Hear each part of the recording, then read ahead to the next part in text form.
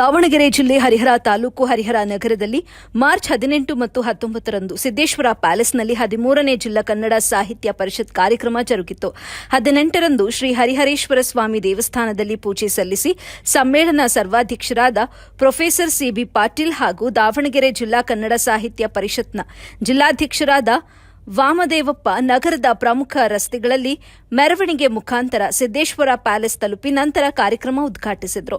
ಉದ್ಘಾಟನೆ ಸಮಾರಂಭದಲ್ಲಿ ಸಮ್ಮೇಳನದ ಸರ್ವಾಧ್ಯಕ್ಷರು, ಜಿಲ್ಲಾಧ್ಯಕ್ಷರು, ರಾಜಕಾರಣಿಗಳು, ಸಾಹಿತಿಗಳು, ಕರ್ನಾಟಕ ರಕ್ಷಣಾ ವೇದಿಕೆ ಅಧ್ಯಕ್ಷರುಗಳು, ಕನ್ನಡ ಭಾಷೆ ಪ್ರೇಮಿಗಳು ಉಪಸ್ಥಿತರಿದ್ದರು. ನಂತರ 19ರಂದು ಪಂಚಮಸಾಲಿ ಲಿಂಗಾಯತ ಜಗದ್ಗುರು ಪೀಠದ ಸ್ವಾಮಿಗಳು, ವಾಲ್ಮೀಕಿ ಮಠದ ಸ್ವಾಮೀಜಿ ಕಾರ್ಯಕ್ರಮದಲ್ಲಿ ಪಾಲ್ಗೊಂಡಿದ್ದರು. ಸಾಧಕರಿಗೆ, ಸಾಹಿತಿಗಳಿಗೆ, ಅನೇಕ ಕ್ಷೇತ್ರದಲ್ಲಿ ಸಾಧನೆಗೈದ ಸಾಧಕರಿಗೆ ಸನ್ಮಾನ ಮಾಡಲಾಯಿತು. ಈ ಸಂದರ್ಭದಲ್ಲಿ ಎಬಿ ವಾಹಿನಿಯೊಂದಿಗೆ ಕನ್ನಡ ಸಾಹಿತಿಗಳು ಮಾತನಾಡಿ ಕಾರ್ಯಕ್ರಮದ ವಿಶೇಷತೆಯನ್ನ ಹಂಚಿಕೊಂಡರು. ವರದಿ ಸೈಯದ್ ಶಾಮೀರ್, ಎಬಿ ನ್ಯೂಸ್ ಕನ್ನಡ, ಹರಿಹರ. ಅಂತ ಬಸವಣ್ಣವರ ಚಿಂತನೆ ಮತ್ತು ತತ್ವಗಳ ಬಗ್ಗೆ ಆಶೀರ್ವಚನವನ್ನು ನೀಡಿದಂತ ನಮ್ಮ ರಾಜನಡಿಯ ಪರಮ